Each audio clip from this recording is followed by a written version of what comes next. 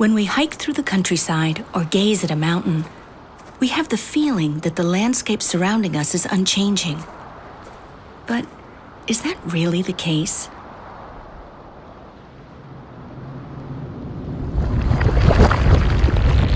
We live on an evolving planet which has been transforming for millions of years, and it continues to. And don't forget that what we see on the planet's surface is just a small part of the whole. Under our feet is a wide variety of geological materials, rocks, sediments, minerals, and more.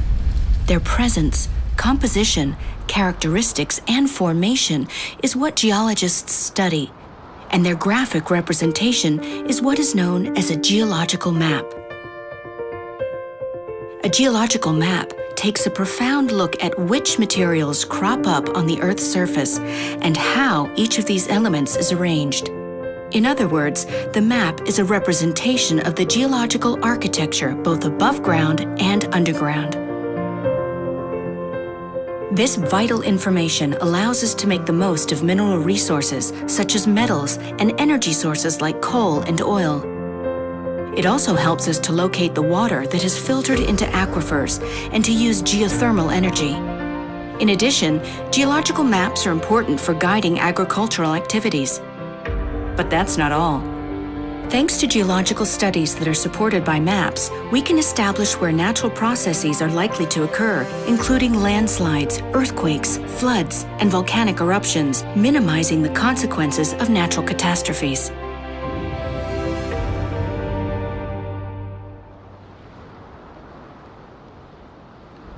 Actually, geologists' work begins in the library. The first thing they do is to analyze and study any existing work that covers the area where they plan to create the geological map. Geologists need an overall view of the terrain and any variations in elevation. To this end, they use pairs of aerial photos. These are partially superimposed and used with a stereoscope, allowing for a 3D view of the surface of the area to be studied. In less complicated zones with scant vegetation, photogeology makes it possible to create a preliminary map which is quite complete, accurately pointing out faults and folds, as well as classifying materials. With this preliminary study, geologists can determine which points must be observed directly in the field because they are either complex or representative in nature. And now, the field work can begin.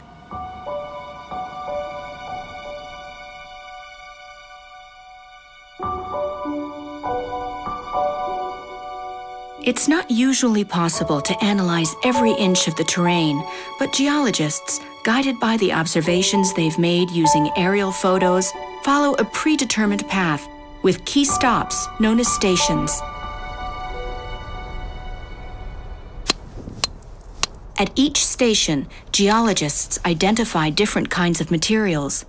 They collect and study samples of rocks, sediments, and fossils. All of these are carefully labeled, and the exact date and location are noted.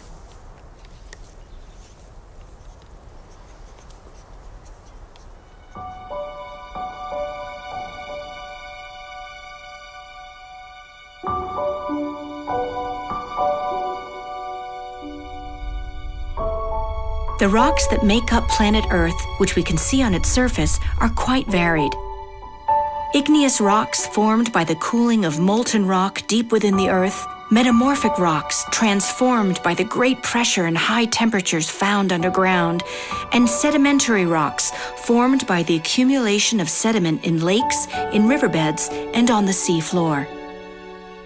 Sedimentary rocks are deposited in layers of varying composition as strata, usually in a horizontal pattern. In order for them to become visible on the Earth's surface, they must be pushed upward by the same forces that create mountains through a process known as orogeny. During this process, which lasts over many millions of years, rocks are deformed, folded, and fractured along break lines called faults. Using a compass outfitted with a clinometer, geologists can measure the direction and inclination of strata and other structures. This allows them to recognize different geometric patterns and gather essential information in order to make a three-dimensional reconstruction.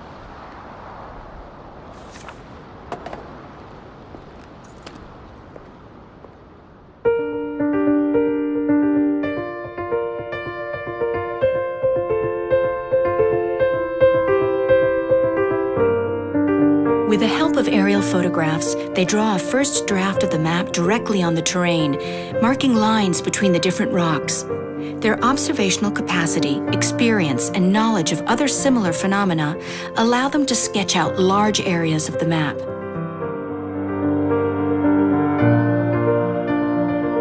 All of this information is compiled in their field notebooks or on more modern devices, which allow further data to be entered in a geo-referenced manner.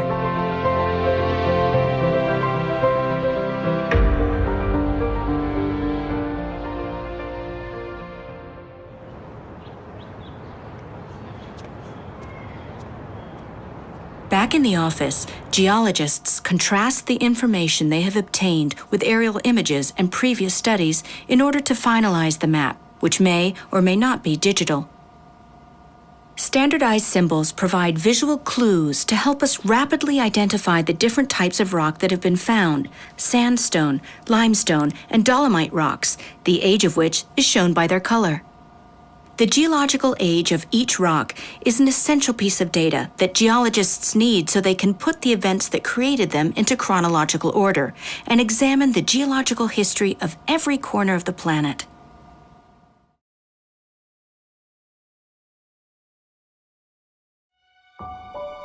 The evolution of animal and plant species and the successive great biological extinctions make it possible for us to date sedimentary rocks because of the fossils they contain.